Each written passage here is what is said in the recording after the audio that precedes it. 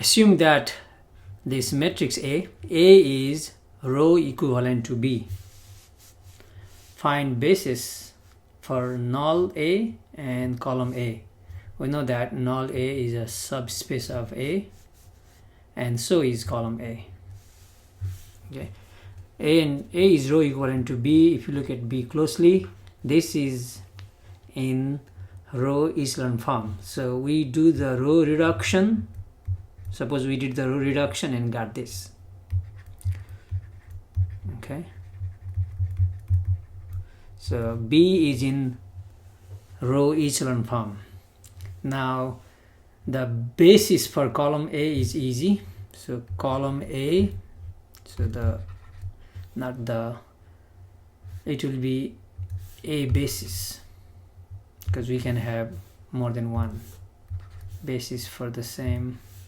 So A basis for column A is given by, let's look at the columns here with pivots. So first, here is a pivot. Here is a pivot, so that's third column, and here is a pivot. So first column, third column, and fifth column got pivots.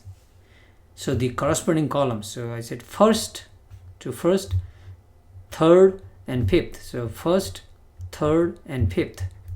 So these three vectors, okay, these three vectors form a basis for column A. So here is first column 1 2 1 3, -5 -5 0 -5, and fifth -3 2 5 -2.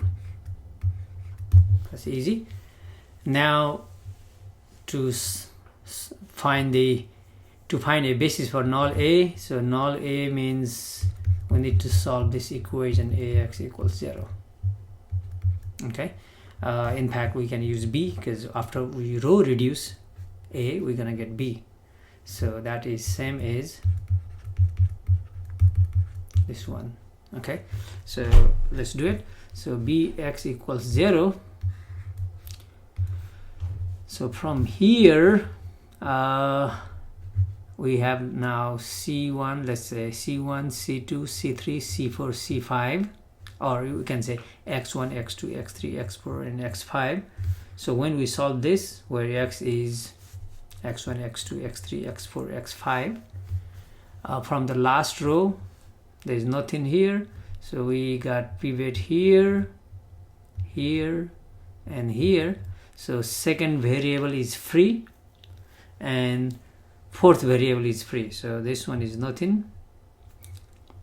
Okay, and from here -9, so we get -9. So we are saying, I'm saying this is X1, X2, X3, X4.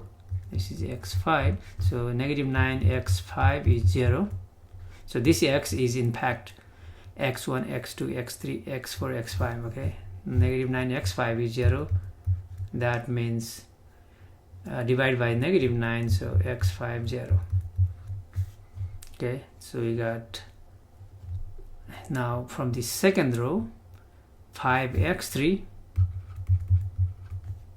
minus 7x4 plus 8x5 is 0, and x4 is free. Okay, so we got x4 free and x2, those are free variables. So x5 is 0, so this is just 0.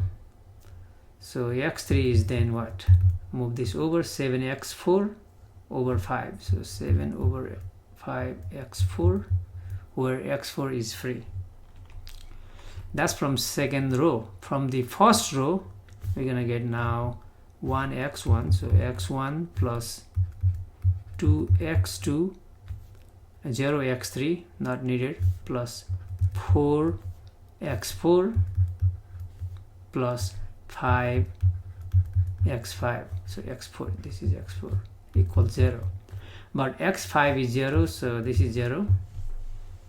x4 is free variable and so is x2, so from here x1 is moved these two terms over, so negative 2x2 minus 4x4. Okay, so we got x5 0, x3 is this because x4 is free variable, x2 is also free variable, and here is x1. So we are trying to find a basis for null A. So null A is in fact span of this, so a basis for null A is just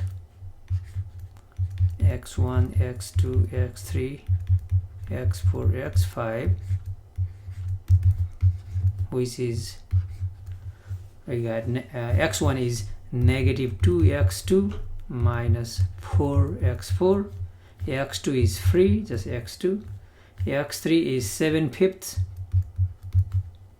x4, x4 is just x4.